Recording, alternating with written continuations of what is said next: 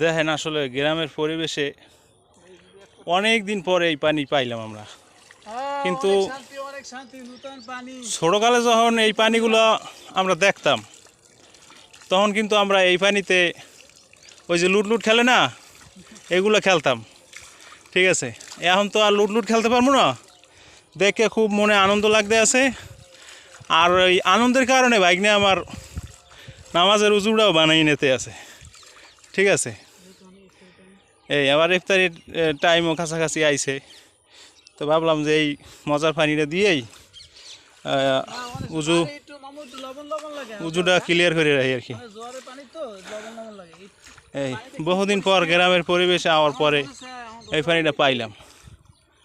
এই পানিটা যদি আসলে খাওয়া যাইতো তাহলে আমাকে এখন যে মনে করেন যে পিপাসা এই যে আছে এত একলাই মনে হয় যে খাইতে পারতাম।